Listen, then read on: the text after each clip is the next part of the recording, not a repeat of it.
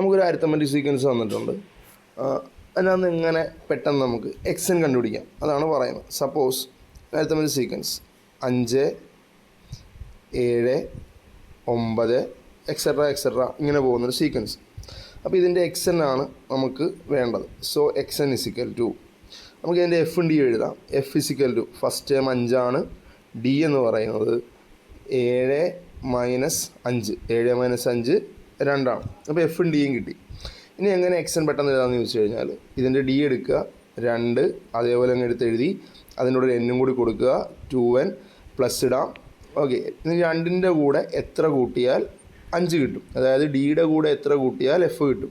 2ൻ്റെ കൂടെ എത്ര കൂട്ടിയാൽ 5 കിട്ടുന്നത് 3 കൂട്ടുമ്പോഴല്ലേ. സോ അത്ര കൂടെ എഴുതി കൊടുക്കുക. സോ 2n പ്ലസ് 3 നമുക്ക് വളരെ പെട്ടെന്ന് എന്ത് കണ്ടുപിടിക്കാൻ പറ്റും? എക്സൻ കണ്ടുപിടിക്കാൻ പറ്റും. ഒരു എക്സാം കൊണ്ട് നോക്കാം. ഇപ്പോൾ 10 12 14 എക്സെട്ര ഇങ്ങനെ പോകുന്നു. സോ ഇവിടെ നമുക്ക് പെട്ടെന്ന് എക്സൻ കണ്ടുപിടിക്കാൻ വേണ്ടി എഫ് ഇസിക്കൽ ടു എഫ് 10 ആണ്. ഡി എന്ന് പറയുന്നത് 12 മൈനസ് 10 2 ആണ്. സോ എക്സൻ ഇസിക്കൽ ടു ആദ്യം ആ ഡി അതേപോലെ എടുത്ത് എഴുതുക. ഡി എത്രയായിരുന്നു? 2. അതിൻ്റെ കൂടെ നമ്മൾ എൻ കൊടുക്കുന്നു പ്ലസ് 2ൻ്റെ കൂടെ എത്ര കൂട്ടിയാൽ 10 കിട്ടും. ഡിയുടെ കൂടെ എത്ര കൂട്ടിയാൽ 10 കിട്ടും? 8 കൂട്ടുമ്പോഴല്ലേ. സോ 8. ഇനി ഇങ്ങനെ ചിന്തിക്കാൻ ബുദ്ധിമുട്ടുള്ളവർക്ക് ഈ എഫിൽ നിന്ന് ഡി കുറച്ച് ഇവിടെ എഴുതിയാലും മതി. ഒരു അരിത്തമെറ്റിക് സീക്വൻസിൻ്റെ എക്സനിൻ്റെ ജനറൽ ഫോർമാറ്റ് എന്ന് പറയുന്നത് ഈസ് an പ്ലസ് ബി. ഈ ഒരു ഫോർമാറ്റിലായിരിക്കും വരുന്നത്. ഇതിൻ്റെ എയും ബിയും കൂടി കൂട്ടിക്കഴിഞ്ഞാൽ നമുക്ക് ആ അരിത്തമെറ്റിക് സീക്വൻസിൻ്റെ ഫസ്റ്റ് ടേം കിട്ടും. A plus B equal to F എന്ന് പറയാം.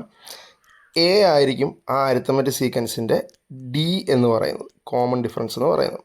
അപ്പോൾ ഈ ഒരു സാധനം വെച്ചിട്ട് പരീക്ഷയ്ക്ക് ഒരു 2 മാർക്കിൻ്റെ 3 മാർക്കിൻ്റെ ക്വസ്റ്റ്യൻ നമുക്ക് ആദ്യത്തെ സെക്ഷനിൽ തന്നെ പ്രതീക്ഷിക്കാം.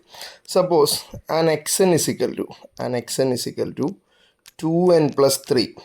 ഈ അരിത്തമെറ്റിക് സീക്വൻസിൻ്റെ എഫ് വേണം, ഡി വേണം, സീക്വൻസ് എഴുതണം. ഓരോ മാർക്കിനായിട്ട് 3 ക്വസ്റ്റ്യൻ പ്രതീക്ഷിക്കാം.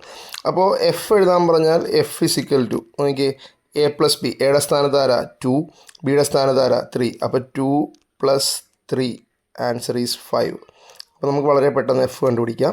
ഇനി ഡി എഴുതാൻ പറഞ്ഞു കഴിഞ്ഞാൽ എന്നിൻ്റെ കൂടെ ആരാണോ ഉള്ളത് അതാണ് ഡി. എന്നിൻ്റെ കൂടെ ഇവിടെ ആരാ ഉള്ളത്?